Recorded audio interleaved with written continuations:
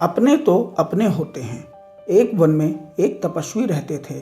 वे बहुत ज्ञानी ऋषि थे। रोज वह सुबह नदी में स्नान करते और नदी किनारे के एक पत्थर के ऊपर आसन जमाकर तपस्या करते थे। निकट ही उनकी कुटिया थी, जहाँ उनकी पत्नी भी रहती थी। एक दिन एक विचित्र घटना घटी। अपनी तपस्या समाप्त करने के बाद ईश्वर को प्रणाम करके उन्होंने अपने हाथ खोले ही थे कि उनके हाथों में एक नन्ही सी चूहिया आ गिरी। वास्तव में आकाश में एक चील पंजों में उस चूहिया को दबाए उड़ी जा रही थी और संयोगवश वह चूहिया पंजों से छूटकर गिर पड़ी थी। ऋषि ने मौत के भय से थरथर कांपती चूहिया को देखा। ऋषि और उनकी पत्नी के कोई संतान नहीं थी। कई बार पत्नी संतान की इच्छा व्यक्त कर चुकी थी। ऋषि दिलासा देते रहते थे। ऋषि को पता था कि उनकी पत्नी के भाग्य में अपनी कोख से संतान को जन्म देकर मां बनने का सुख नहीं लिखा है। किस्मत का लिखा तो बदला नहीं जा सकता, परंतु अपने मुंह से यह सच्चाई बताकर वे पत्नी का दिल नहीं दुखाना चाहते थे। यह भी सोचते रहते कि किस उपाय से पत्नी के जीवन का यह अभाव दूर किया जाए। ऋषि को नन्ही चूहिया पर दया आ गई। उन्होंने अपनी आंखें बंद कर एक मंत्र पढ़ा और अपनी तपस्या की शक्ति से चूहिया को बच्ची बना दिया।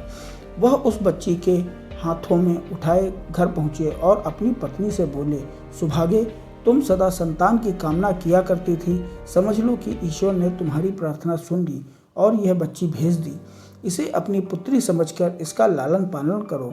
ऋषि पत्नी बच्चों को देखकर बहुत प्रसन्न हुई। बच्ची को अपने हाथों में लेकर चूमने लगी। कितनी प्यारी है बच्ची, मेरी बच्ची ही तो है यह, इसे मैं पुत्री की तरह पालूंगी। इस प्रकार वह चूहिया मानव बच्ची बनकर ऋषि के परिवार में पलने लगी। ऋषि पत्नी सच्ची माँ की भांति ही उसकी देखभाल करने लगी।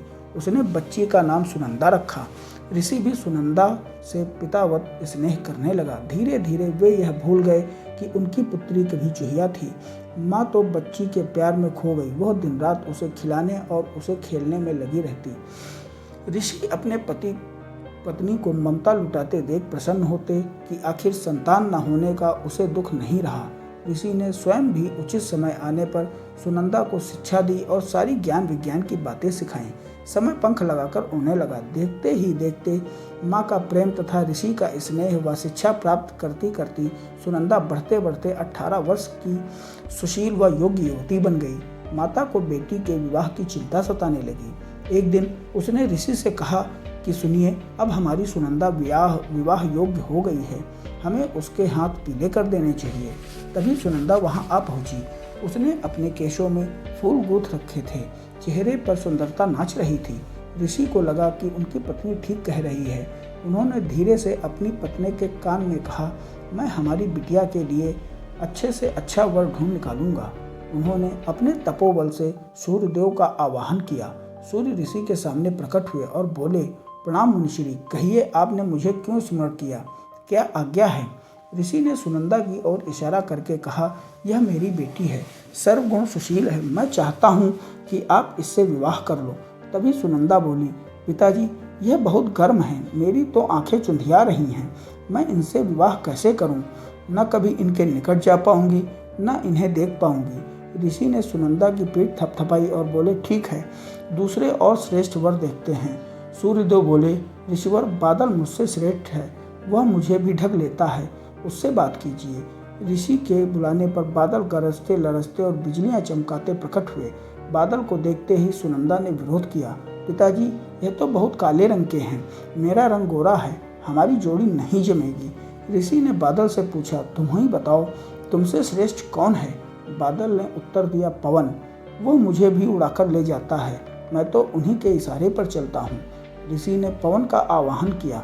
पवन देव प्रकट हुए तो ऋषि ने सुनंदा से ही पूछा, पुत्री, तुम्हें यह वर पसंद है। सुनंदा ने अपना सिर हिलाया, नहीं पिताजी, यह तो बहुत चंचल हैं, एक जगह टिकेंगे ही नहीं, इनके साथ गृहस्थी कैसे जमेगी। ऋषि की पत्नी भी बोली, हम अपनी बेटी पवन देव को नहीं देंगे, दामाद कम से कम ऐसा तो होना चाहिए जिसे हम अपनी आंख से देख सकें।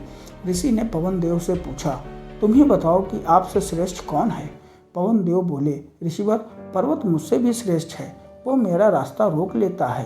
ऋषि के बुलावे पर पर्वतराज प्रकट हुए और बोले, ऋषिवर आपने मुझे क्यों याद किया?